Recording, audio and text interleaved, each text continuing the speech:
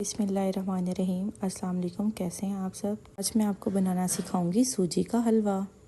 میں نے آج ختم دلوانے کے لیے حلوے کی نیاز تیار کی ہے۔ سب سے پہلے دیگچے میں ہم گھی شامل کریں گے۔ گھی گرم ہونے کا انتظار کریں گے۔ اب ہم اس میں الائچی کے دانے شامل کریں گے چھلکا ہٹا کر۔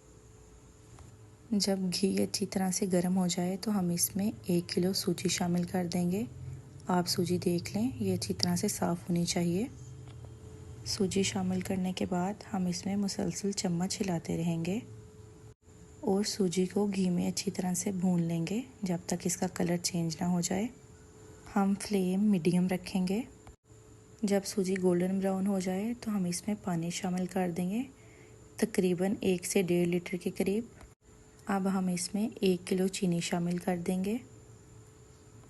پانی خشک ہونے تک ہم اس کو اچھی طرح پکائیں گے۔ اب ہم اس میں کشمش شامل کریں گے۔ کشمش کے ساتھ ساتھ ہم اس میں باریک کٹا کھوپرا بھی شامل کر دیں گے۔ اب ہم اس میں باریک کٹے بادام بھی شامل کر دیں گے۔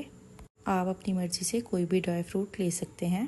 اب ایک رومال کی مدد سے ہم حلوے کو 5 سے 7 منٹ کے لیے دم پہ رکھیں گے، بالکل لو فلیم پر۔ 7 منٹ کے بعد ہم دم کھولیں گے۔ دم سے حلوہ بالکل کھلا کھلا تیار ہوگا۔ اب چمچ کی مدد سے اس کو مکس کریں گے۔ ماشاءاللہ سے ہمارا حلوہ تیار ہے۔ حلوے کا کلر بھی بہت اچھا آیا ہے اور ماشاءاللہ سے خوشبو بھی بہت اچھی آ رہی ہے۔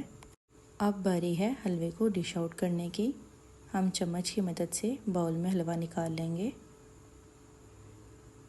آپ سب سے ریکویسٹ ہے میرے چینل کو سپورٹ کریں پلیز۔